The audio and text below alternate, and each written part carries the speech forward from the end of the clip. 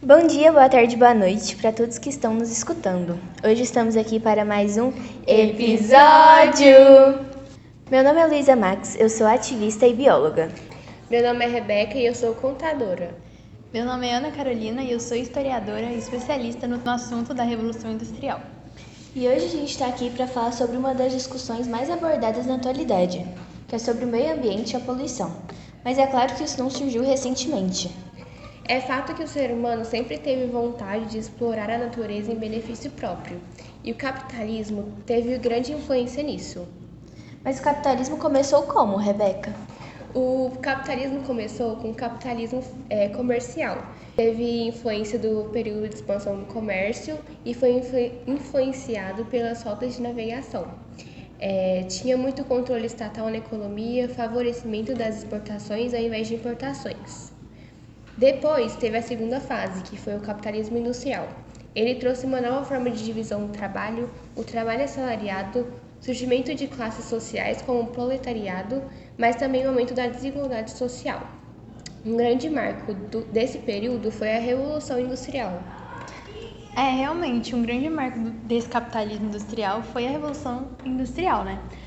A primeira Revolução Industrial foi um movimento revolucionário do século XVIII, de grande avanço industrial, marcado pelo êxodo rural e a mão de obra assalariada, além do cercamento e privatização de terras. Esse cercamento foi responsável por uma degradação no meio ambiente, não é? Exatamente. E nesse período foi marcado por diversas inovações tecnológicas, como a criação da máquina de teor mecânico e a máquina a vapor. E além disso, teve as principais matérias-primas, como o ferro e o carvão mineral.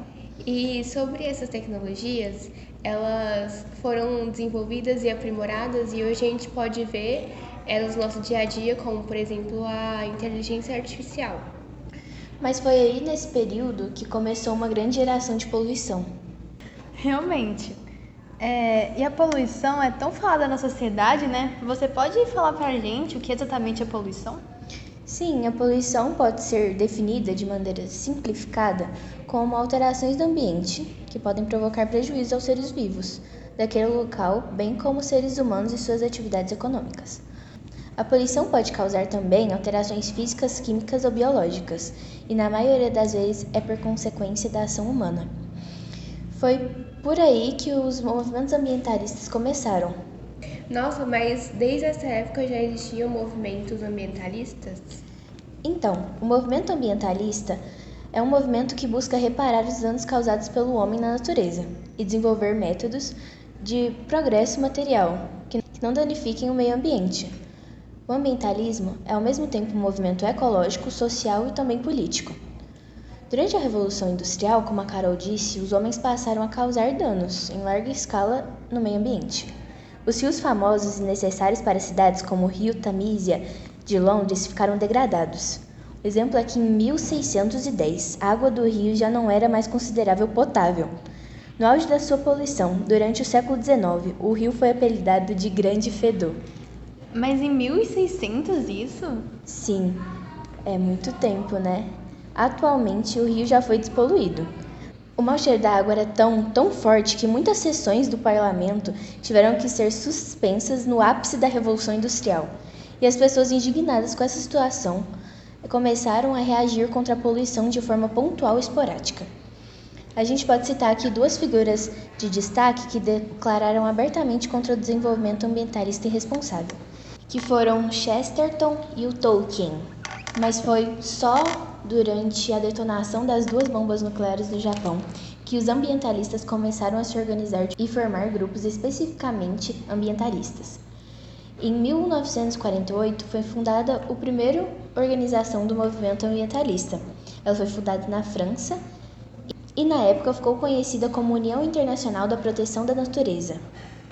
Ainda sobre o rio Tamísia, uma das causas, da poluição foi que naquela época o trabalho era muito precário, não tinha tratamento de esgoto e foi nessa época que as fábricas estavam no seu auge, então tinha muita poluição em larga escala. Com certeza. É engraçado como o ser humano tende a prejudicar as coisas que fazem bem a nós mesmos, né? E sempre busca crescer e enriquecer. A gente nunca está satisfeito, até porque não paramos por aí, né? Isso, por exemplo, na segunda Revolução Industrial. A poluição foi só aumentando, né? Exatamente. E nessa época houve uma maior modernização e difusão da tecnologia industrial. Além disso, apresentou importantes avanços tecnológicos, como os automóveis, eletricidade, telégrafo, telefone, siderurgia e a expansão da tecnologia. E aí começou um assunto muito falado, né? O aquecimento global, que a poluição do ar se deu muito pela queima de combustíveis fósseis, né? Pela essa parte dos transportes. Eu estava lendo um artigo do Observatório de Mauna Loa e eles disseram assim que dessa época até 2013 a concentração média diária de CO2 na atmosfera já ultrapassou 400 partes por milhão pela primeira vez. E isso trouxe diversos impactos sociais e econômicos, como o aumento da pobreza e a violência. Ainda nesse período, né, a gente pode relacionar muito com o capitalismo financeiro, que além dos avanços da eletricidade, o telégrafo, também teve o avanço da automação e novas formas de produção em massa, que impulsionaram o crescimento das corporações e dos mercados financeiros.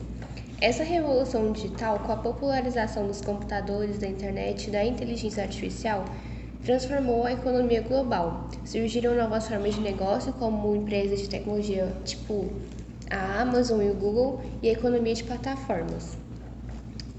Também com esse avanço, né, a organização do trabalho também mudou.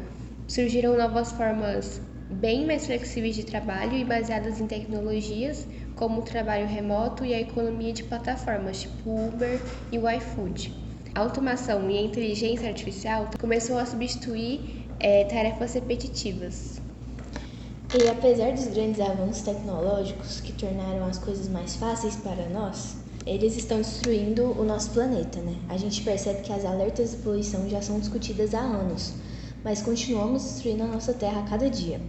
A ONU já havia anunciado que o planeta atingiria seu limite em 2030, mas os países não têm feito nada significativo sobre isso.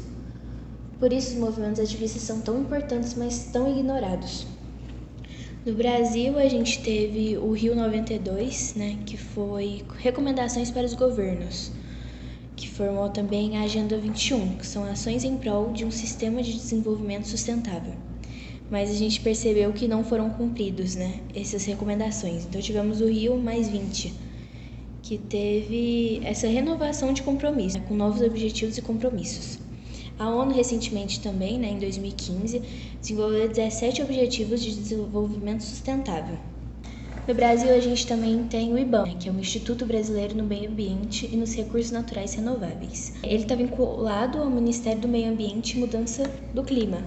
Mas apesar disso, a gente não tem cumprido as coisas certas. Já foi comprovado que uma garrafa de plástico demora mais de 100 anos para ser degradada. Uma lata de refrigerante, 10 anos. Um chiclete mascado, 5 anos. Uma garrafa de vidro, 400 anos ou mais. Mas ainda assim, eles são usados diariamente, em grande escala. Então, apesar disso, não estamos fazendo nada significativo. E para finalizar, a gente vai deixar um questionamento para vocês. Até quando vamos ignorar os sinais que o planeta nos dá? Até quando a gente vai ficar colocando a culpa em governo sem fazer a nossa própria parte? Jogando chiclete na rua, indo em mercado e pegando 7 sacolas de plástico por dia, sendo que podíamos levar uma sacola de pano. É importante lembrar que a mudança começa em nós. Muito obrigada por nos ouvirem até aqui e beijinho!